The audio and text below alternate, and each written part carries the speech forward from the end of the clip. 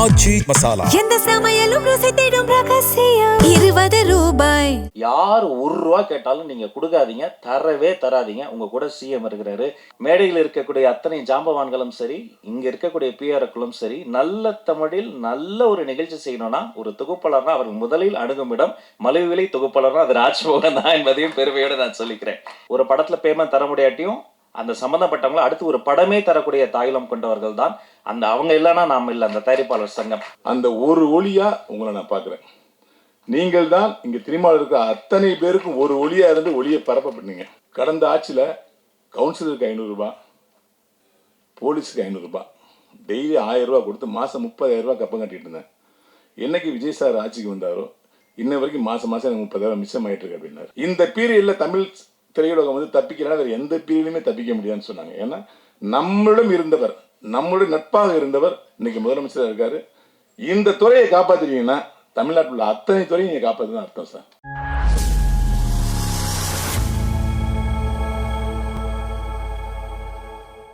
அனைவருக்கும் அன்பான மாலை வணக்கம். இன்னொரு நிகழ்வுல இருந்து வரும்போது பிளான் பண்ணபடி வர முடியல. முதல்ல சாரி. ரொம்ப அழகா வர்ணனையா என்னுடைய சகோ வரவேற்பாங்க. ஆனால் மணி 9:45 இந்த வர்ணனை தேவையா? இந்த உலகத்தோடு ஒரு உறவு பாலமாய் தமிழ் சினிமாவை இந்த கலைத்துறை இணைக்கக்கூடிய அத்தனை சினிமா துறையினுடைய இந்த சினிமா பத்திரிகையாளர்களுக்கும் பத்திரிகை தொடர்பாளருக்கும் நான் தலைவணங்குகிறேன். நெஞ்சம் நிறைந்த வாழ்த்துக்கள், வணக்கங்கள். நீங்களாம் நல்லா இருக்கணும். நேரம் குறைவா இருக்கு, டக்கு டக்கு நான் பேசிடுறேன். இந்த நம்மளுடைய பிரசாத் வென்யூவில் இங்கே இருக்கிற எல்லா பிஆர்கிட்டையும் எஃப்எம்ல வேலை பார்த்தப்ப, டிவியில் வேலை பார்த்தப்ப, சோஷியல் மீடியாவில் வேலை பார்த்தப்ப, தனியாக யூடியூப் சேனல் வச்சுருந்தப்போ எல்லா பிஆர்கிட்டையும் திட்டு வாங்கின ஒருத்தனா அது நான் தான். எஃப்எம்ல வேலை பார்க்க மௌன ரவி என்ன, அவர் நிக்கில் சார் எல்லாம் இன்டர்வியூ தருவாங்க. அப்போ வந்து எடுத்து முடிச்சு ஃபோன் பண்ணுவேன். ஆனால் ஒரு சின்ன மிஸ்டேக்னா என்னாச்சுமாங்க, இந்த ரெக்கார்டரில் ஆன் பட்டன் அமுக்க மறந்துட்டேன்.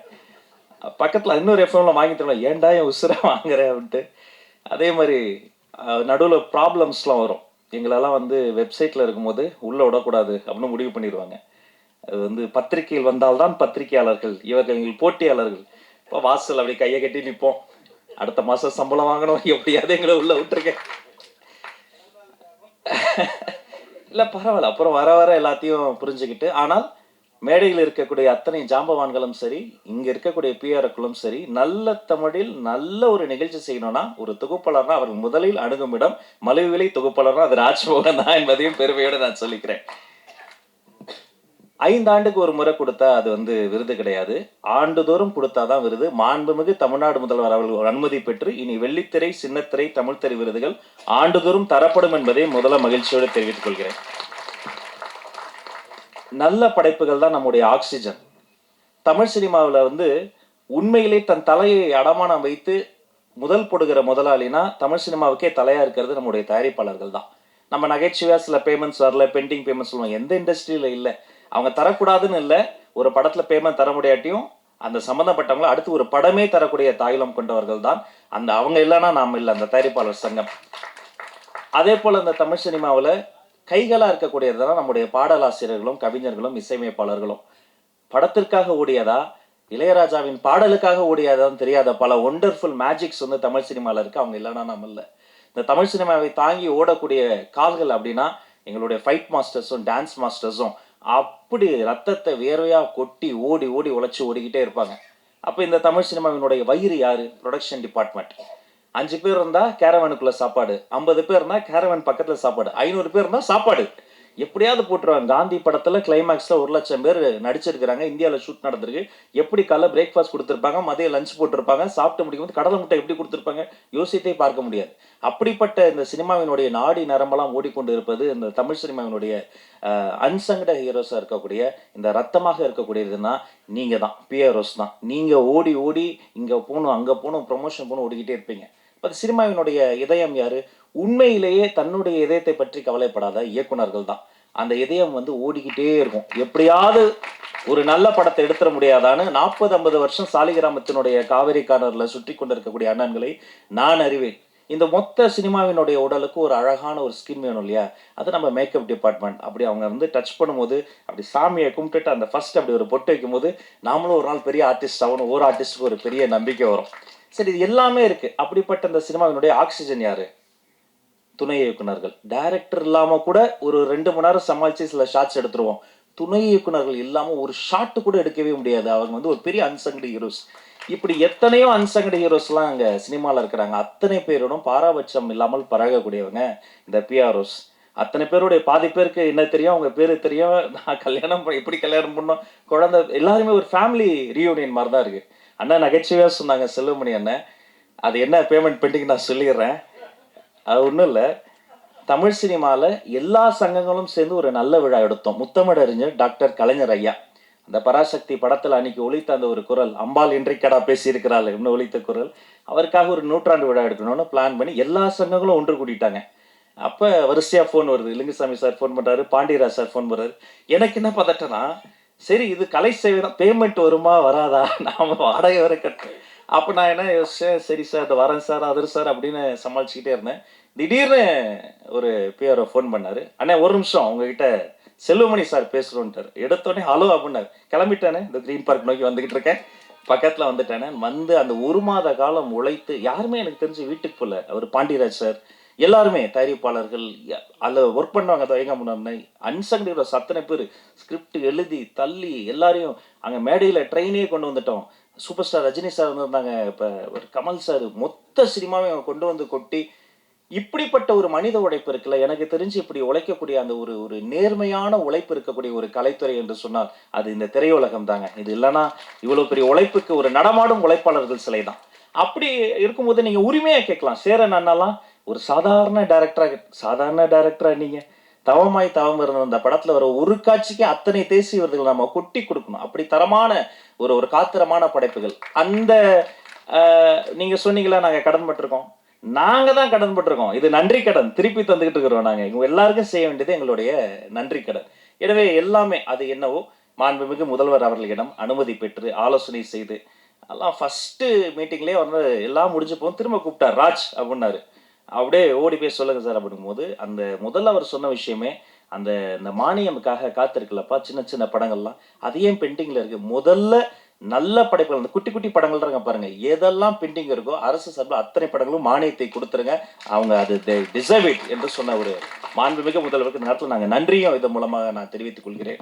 அது மாதிரி அது ஒரு ஒரு இன்னொரு விஷயமும், ஒரு காலத்தில் வந்து தமிழ்நாடு தான் சினிமாவுடைய கேபிட்டலாக இருந்தது. எல்லா ஷூட்டிங்குமே இங்கே நடக்கும். கொஞ்சம் கொஞ்சமாக இன்னைக்கு வந்து ஹைதராபாத் போயாச்சு, கொஞ்சம் கொஞ்சமாக எல்லாமே அதர் ஸ்டேட் போயாச்சு. அதுக்கு வேரியஸ் ரீசன்ஸ். அதெல்லாம் பகுப்பாய்வு செய்வது தான் எங்கள் வேலை. ஷூட்டிங் ஸ்பாட்டில் வந்து யாராவது மேனேஜரோ பிஆரோ வந்து ஒரு பர்மிஷனுக்கோ ஒரு 10 பேரை பார்க்கணும், 4 பெட்ரோல் வண்டி காசு தரணும், நோ, யார் ₹1 கேட்டாலும் நீங்கள் கொடுக்காதீங்க, தரவே தராதீங்க. உங்கள் கூட சிஎம் இருக்கிறாரு, நீங்கள் என்ன ப்ரொடக்ஷனுக்கு என்னவோ அதை பார்த்துக்கங்க, ஆர்டிஸ்ட்டுக்கு என்னவோ அதை பார்த்துக்கங்க, அதுதானே செய்ய போகிறோம். இது வேலை. உலகத்தில் வேலையை செய்யறதுக்கெல்லாம் யாரும் பாராட்ட மாட்டாங்க. அதனால நாம் அப்படி சிஸ்டம் மாறி போச்சு. நாம வேலையை செய்து கொண்டிருக்கிறோம், அதை சிறப்பாக செய்து கொண்டிருக்கிறோம், அது உண்மையாக செய்து கொண்டிருக்கிறோம். எந்த ஒளிவு முறை இல்லாமல் டிரான்ஸ்பரண்டான ஒரு கவர்னன்ஸ் தருவதற்கான ஒரு முயற்சி தான். ஏன்னா இந்த சினிமா துறையில தான் கருவாகி உருவாகி இன்னைக்கு ஒரு ஒரு ஒரு மாமனிதர் எங்களுக்கு முதலமைச்சராக கிடைச்சிருக்கிறாரு. இதே மாதிரி இங்க பின்னாடி உட்காந்துக்கிட்டு முன்னாடி தெரியாம வந்து எழுந்து நின்ட்டா கேமராமேன் அண்ணன் கத்துவாரு, முன்னாடி வரலன்னா ஸ்பீக்கர் கிட்ட மைக்கு போடலன்னா எங்க ஆபீஸ்ல என்னுடைய மேனேஜர் கத்துவாரு. அதையும் மீறி எழுந்துட்டா அவரு வந்து இந்த போட்டோகிராஃபர் எல்லாம் திட்டுவாங்கன்னா பரவாயில்ல, மைக்கு பிடிச்சதுக்காக நிக்கில் பண்ணாது, ராஜு உட்காரியா இல்லையா அப்படிம்பாரு. எங்க போனாலும் அவ்வளோ போராட்டம். அதுக்கு நடுவில் ஒவ்வொரு இதுவா பின்னாடி இருந்து முன்னாடி வந்து இடம் பிடிச்சி எல்லாம் வந்துட்ட பிறகு திடீர்னு ஒரு ஜூனியர் ஆர்டிஸ்ட் யாரோ ஒருத்தவங்க வந்துருவாங்க, இஃப் யூ அப்போ கொஞ்சம் அப்படின்ட்டா நம்மளை எழுப்பி விட்டுருவாங்க.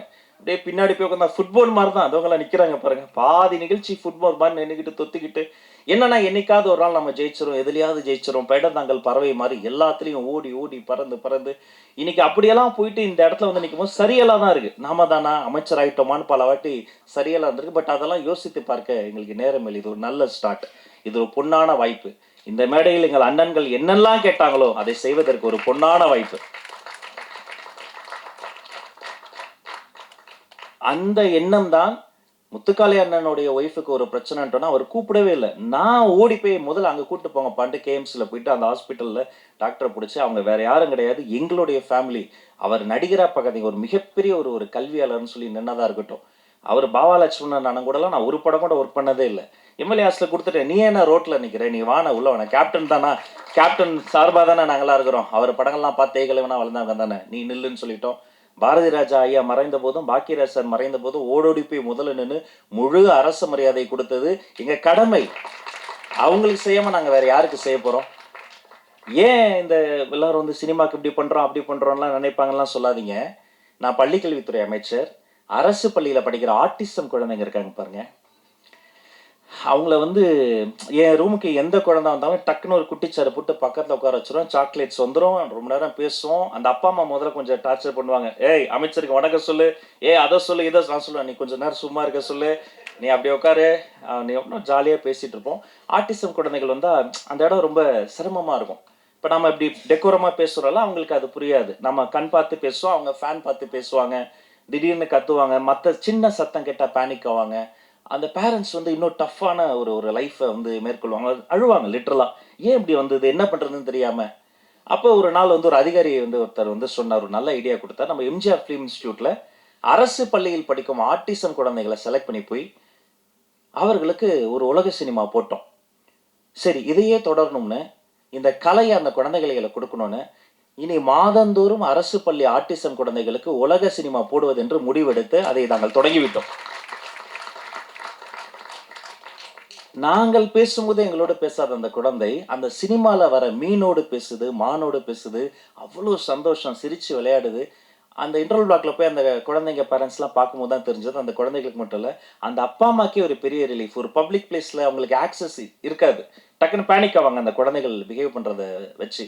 அத்தனை பேர் கட்டி பிடிச்சி கைப்பிடிச்சு நன்றி சொல்லும் போது நான் நினைத்து பார்க்கிறேன், கிட்டத்தட்ட அது மாதிரியான அந்த குழந்தைக்கு எனக்கு என்ன வித்தியாசம், என்ன பண்ணுறேன்னு எனக்கே தெரியாமல் ஏதோ பண்ணேன், கிடைச்ச எல்லா வேலையும் பண்ணேன்.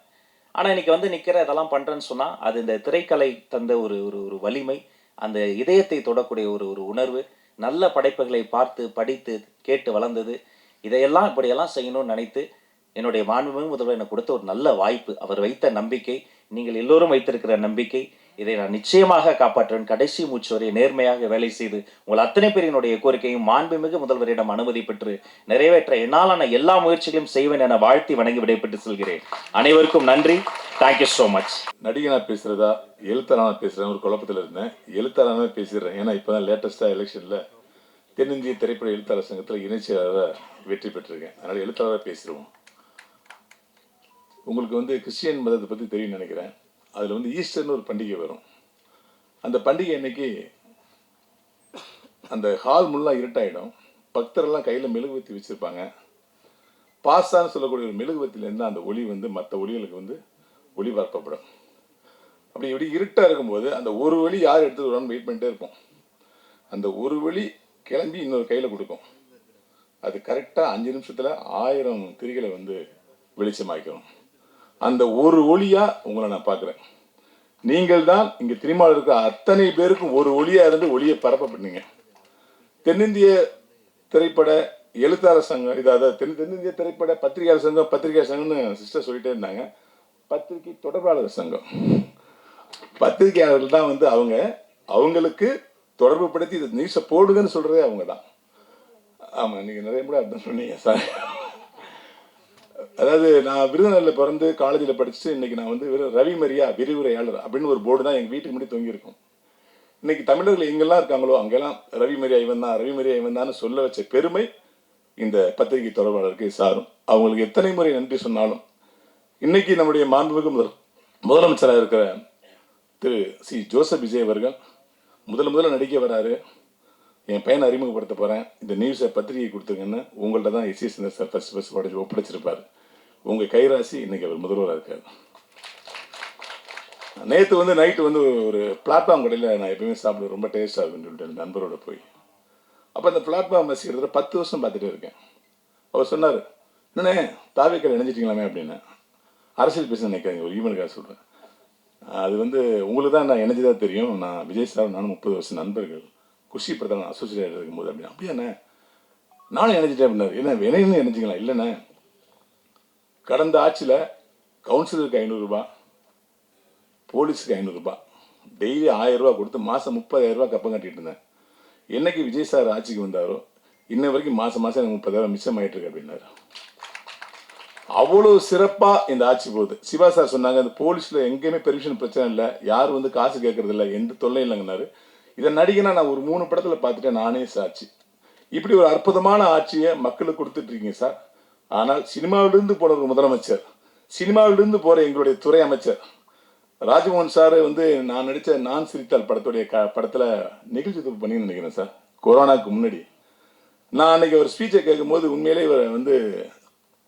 இவர் ஒரு நல்ல ஸ்பீச்சராக இருக்காரு, ஒரு நல்ல எதிர்காலம் இருக்குது, இப்படி சினிமாவிலேயே ட்ரை பண்ணிட்டு இருக்காருன்னு நினச்சேன். ஆனால் காலம் உங்களை சரியான இடத்துல சேர்த்து இன்னைக்கு அமைச்சராகிருக்கு சார். காலத்திற்கும் இயற்கைக்கும் ரொம்ப நன்றி சார். எங்களுடைய கோரிக்கை ஒன்று தான் சார். வருடம் விருதில் வந்து 7 வருடம் 8 வருடம் சேர்த்து கொடுக்கப்படுது. சிறந்த நடிகர், சிறந்த தொழில்நுட்ப கலைஞர்கள், சிறந்த இயக்குநர்கள் இப்படின்னு எப்பயுமே 8 வருஷம் 5 வருஷம் சேர்த்து தான் கொடுக்குறாங்க. சம்டைம் அந்த அவார்டு வாங்குறவங்க நோம்பு இல்லாமல் கூட போயிடுறாங்க சார். இப்போ நீ எனக்கா இல்லை, எங்களுக்காக ஒன்று பண்ணணும். வருடம் அந்த வருடம் முடிஞ்சு ஜனவரி மாதம் பிப்ரவரி மாதத்துக்குள்ள அடுத்த வருடத்துக்கான அவார்டை உடனே அனௌன்ஸ் பண்ணுற மாதிரி ஒரு குழுவை அமைத்து வருஷம் உடனே கிடைக்கணுங்கிற மாதிரி பண்ணணும் சார். ஏன்னா அப்பொழுதுதான் அந்த படத்துக்கான மரியாதை, அந்த நடிகனுக்கான மரியாதை, அந்த தொழில்நுட்ப மரியாதை கிடைக்க நான் விரும்புகிறேன். 5 வருஷம் இந்த படத்தை நீங்கள் பண்ணீங்களா, வாழ்த்துக்கள் பாஸ் சொல்லும்போது அந்த கிக்கே குறைஞ்சிருது. ஸோ விருதுகளை மட்டும் அப்பப்போ வழங்கணும். எழுத்தாளர் சங்கமாக என்னுடைய கோரிக்கையில் வந்து என்னென்னா, நம்ம தலைவர் சொல்லிட்டாரு, நான் எழுதி உங்கள்கிட்ட கொடுக்குறேன்னாரு. அவங்க கொடுப்பாங்க. தமிழ் திரையுலகுக்கு உண்மையிலேயே ஒரு வார்த்தை சொன்னாங்க யாரும், இந்த பீரியடில் தமிழ் திரையுலகம் வந்து தப்பிக்கிறனா வேறு எந்த பீரியட்லையுமே தப்பிக்க முடியாதுன்னு சொன்னாங்க. ஏன்னா நம்மளிடம் இருந்தவர், நம்மளுடைய நட்பாக இருந்தவர் இன்னைக்கு முதலமைச்சராக இருக்காரு. இந்த துறையை காப்பாற்றுறீங்கன்னா தமிழ்நாட்டில் உள்ள அத்தனை துறையும் நீங்கள் காப்பாற்றுதான் அர்த்தம் சார். எனவே தமிழ் துறையில் அத்தனை பிரச்சனைகளும் நீங்கள் தீர்க்கணும்னு வேண்டிக்கிறேன். அதாவது இந்த இடத்துல ஒரு ஒற்றுமையை பார்த்தேன். அதாவது வந்து இந்த சங்கத்தில் தான், பிஆர்ஓ சங்கத்தில் தான் எலெக்ஷனில் ஜெயிச்சாலும் தோத்தாலும் வருத்தப்பே விட வேண்டியதில்லை. 90 பேருக்கு பதவியேற்பு விழா, 90 பேருக்கு பதவியேற்பு விழா. உண்மையிலே உங்களுடைய பரந்த மனசு அதை காட்டுது. ஒருவர் கூட புண்படக்கூடாது. என்னுடைய ஃபர்ஸ்ட் படத்துக்கு பிஆர் வந்து மௌன ரவி என்ன, அவரை கூட்டு வந்து அவரை ஹானர் பண்ணது, பொதுக்குழு உறுப்பினராக்குனது, அமைச்சர் வந்து கீழே இறங்கி போய் அவரை வந்து நான் வரேன்னு சொல்லி போட்டோ எடுத்தது, இதெல்லாமே வந்து ரொம்ப சந்தோஷமா இருக்கு. இந்த நிகழ்வுலாம் பல வருஷம் நடக்காம இருந்துச்சு, இப்போ நடந்துட்டு இருக்கு.